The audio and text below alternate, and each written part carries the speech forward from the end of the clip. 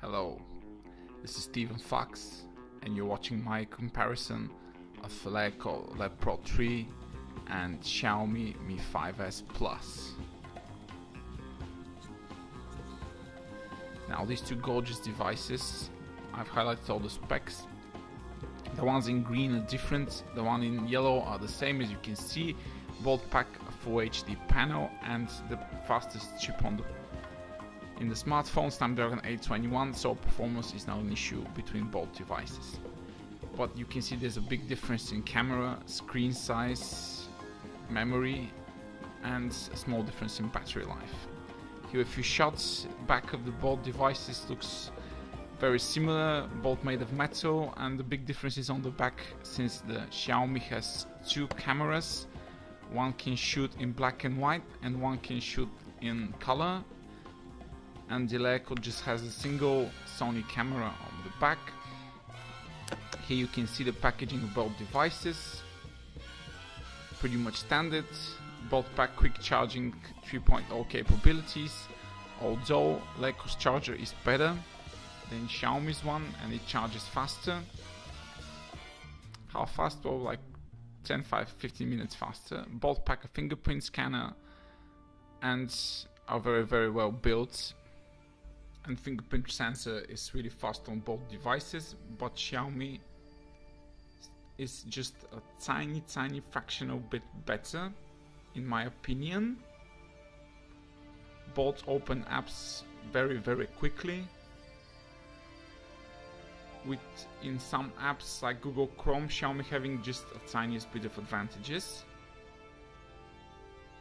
One really big difference is that LeEco has a stereo speaker and supports Dolby Atmos, so its speakers sound better and stereo sound is good when listening to the speakers, not the headphones. And since we're talking about headphones, LeEco doesn't provide a headphone jack, so you can use regular headphones, but they do provide an adapter from USB Type-C to a 3.5mm, so you can use them with the adapter.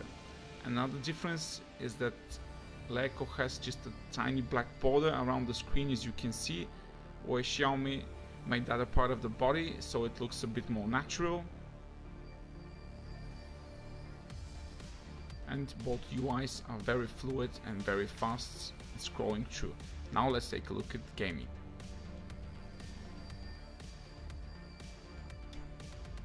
Since both devices actually play all games at the highest frame rate with absolutely no stutter, I'm not going to show you gameplay since I've done that in my previous videos, which you can check. But loading of the games is something that really matters on devices, and which one loads games faster. And since Xiaomi's MIUI is a bit more mature as a software skin, I think that's why it has the advantage, not that it's faster in general, but it does tend to load games a bit faster, as you can see, a lot more faster than the LeEco Le 3 Pro here in the Asphalt Extreme test. But this is just one game. Some games run absolutely the same. In general, I would say that in this type of software, Xiaomi is doing a bit better than LeEco. LeEco still, this is the third series of phones, so they still have a bit more time to mature as a manufacturer, as a software developer, but they will get better of course in time. And if you can still make like 5-10 seconds more loading, I'm sure that in future updates this will be sorted out. You can see I've actually picked the heaviest games on the Play Store market to load, because I know they take a really long time to load, like Asphalt Extreme, like Marvel Contest of Champions, to get a really good view of what a flagship device can offer you. As you can see again, Xiaomi is faster.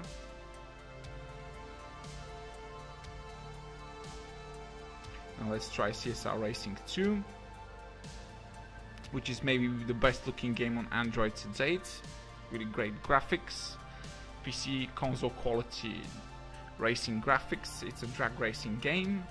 I used it a lot of time in testing because it looks really nice, and it's really heavy on the 3D, and lesser chips have problems with it, but this absolutely flies on both devices. As you can see here, both devices loaded almost at the same time.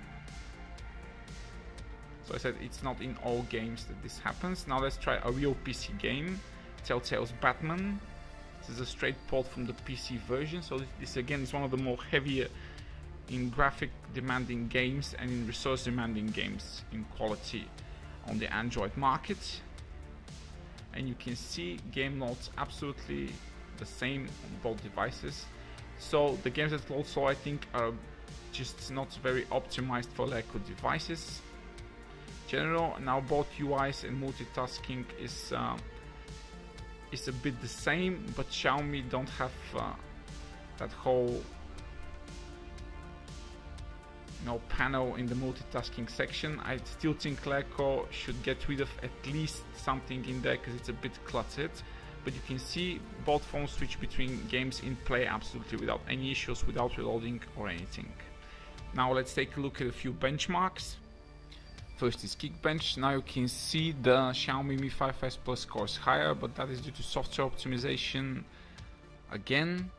Antutu scores are absolutely identical for me.